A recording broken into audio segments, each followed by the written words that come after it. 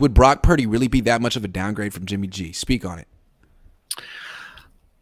The one thing about Brock Purdy is nobody wants to give this guy a shot. Like he's like some gimmick or some trick or something. And it's like, I think it's maybe the Mr. Irrelevant draft choice. I'm not really sure. I hope everybody understands that what we're talking about, Jimmy G is 6'2", 225. Brock Purdy's 6 feet, maybe he's tad under 6'1", 225. I mean, we're talking about basically the exact same guy minus like an inch and a half of height. Except Brock Purdy had way better college numbers. And guess what? Brock Purdy had way more of a better winning percentage in college than Jimmy was like 24 and 23. He's a 500 college quarterback. Brock Purdy had an overwhelming positive record, and he played in the Big 12 against top tier competition.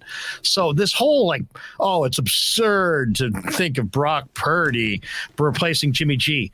Coming out of college, you could argue he had a better resume.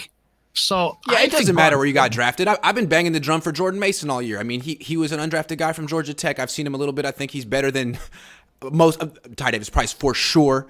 I think he definitely deserves to play, but I mean, Manuel Mosley and Charvarius Ward were both undrafted free agents. Let me tell you why Purdy's not going to get a chance and why Kyle has to stick with Garoppolo. Because Kyle needs a fall guy, always. And with Jimmy on the field, there's always going to be that question, whose fault is it? Is it Jimmy's fault that the offense is underperforming, or is it Kyle's? If Kyle makes a decision and benches Jimmy and brings in Purdy, that's Kyle's guy, and then is 110% on Kyle if the offense doesn't perform it. He doesn't want to be in that position. He's good at wiggling out of it. He's a wiggler.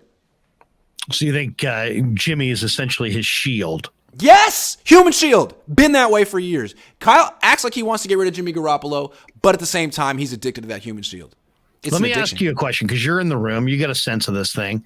Yes. What's the reaction from the Kittles and the line and what would be the reaction in the room if Kyle said, you know what, Jimmy, put it away. We're going with Brock this week.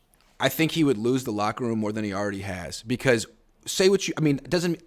players aren't necessarily better than us at evaluating talent, but they love Jimmy. They've made it abundantly clear. That is their friend. They're not friends with Kyle. Kyle wants to be kind of buddy-buddy with players, but he's not. Jimmy is. And I don't think they look at Jimmy as being the source of the problems with this team. They've been playing with him for a long time. They've vouched for him for a long time. When was the last time a player on this team said Kyle's the best play caller in the league? They used to say that all the time. They don't anymore. In fact, you got Jimmy Garoppolo in the middle of the game saying, your plays suck, man. And George Kittle saying, yeah, we can't get the ball in the hands of our playmakers at the right times. It seems like they're almost openly calling him out right now. So I don't know if he has that kind of cachet. I mean, just trading for Trey Lance seemed like that cost him in the locker room. And now he's going to go to Brock Purdy. No, he better be right about it. Well, yeah, and it's a hard thing for me to read, because I've had actually players tell me that they have a lot of confidence in Kyle and that Kyle's a top tier guy and that they believe in Kyle. So I don't know, if they believe in Kyle to a level where if you switch Jimmy out for Purdy, they would, they would not believe in Kyle anymore. I don't know the dynamic in there. I can't really put my finger on exactly what the reaction would be, but personally, I mean, there's the one thing about Jimmy Garoppolo is that there's going to be 2 or 3 plays in the game that are going to be not just negative plays, but like severely negative plays. And, taking a safety, severely negative play, throwing a duck interception into a crowd on the goal line, severe negative play. I mean, momentum changing plays that hurt the team. He seems like he's good for 2 a game. Oh, yeah. But he's not good for the other type of plays that actually help the team.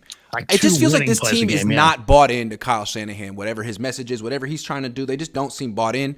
They seem real skeptical of whatever he's trying to do. And it seems like it all stems from him sort of surprising the team with the Trey Lance trade 2 years ago. And frankly, if players had a problem with that, he should have got him off the team. You have to have your players bought into what you're doing. They're bought in Seattle.